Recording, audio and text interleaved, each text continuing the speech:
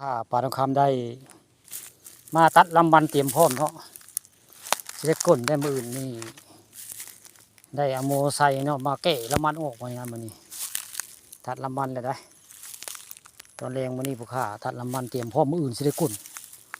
เพราะว่าทางอบตเพิ่นเลี้ยวง่ายทางคอนกรีตเพิ่นเฮ็ดเลี้ยว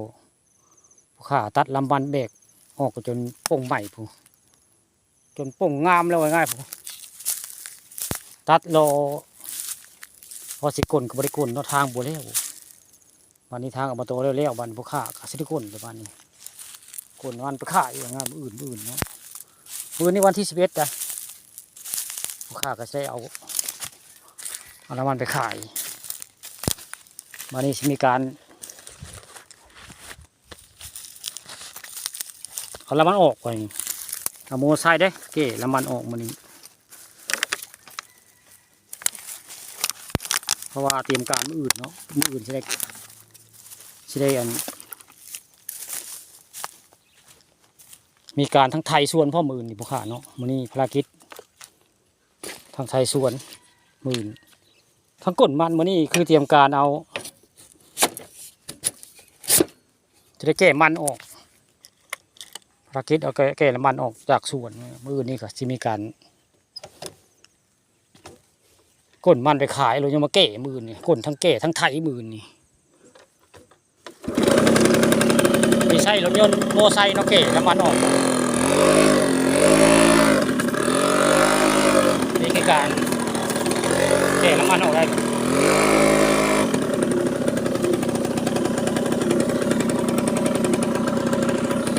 ยิบยักนิดหน่อยแล้วมันจะฆ่าไว้ง่าย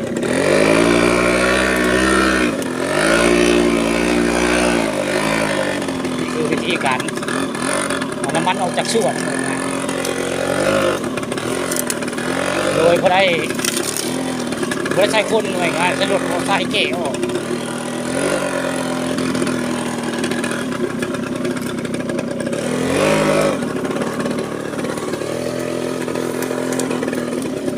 นี่ก็คือส่วนมันค่ะเนาะที่จะมีการเก๋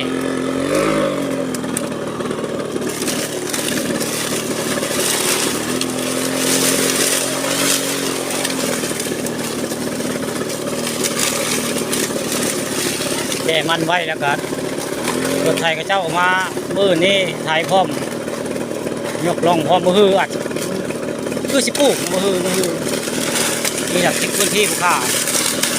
พื้นที่ของปลาทองคำวันนี้มาถ่ายคอนเทนต์ถ่ายคุณตามเบิ้งใส่แก่แล้วมันออกมาจากชวดเตรียมพร้อมท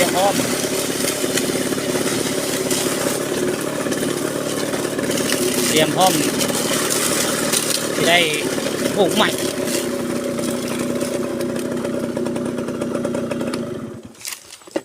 ฮอตที่แล้วพวกข้าก็จะลงเนาะรายการคือสิจุติการถ่ายทำพอสำนี่